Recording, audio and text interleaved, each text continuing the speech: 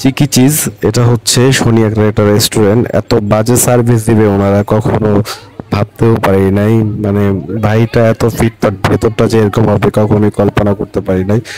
গতকালকে আমরা একটা মোমো, একটা ফ্রেঞ্চ ফ্রাই আর একটা স্যুপ অর্ডার করি।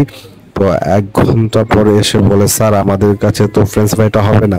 তারপরে কি বলবো, আচ্ছা ঠিক আছে সমস্যা নেই, তাহলে একটা স্যুপ আর মোমোটা নিয়ে আসেন।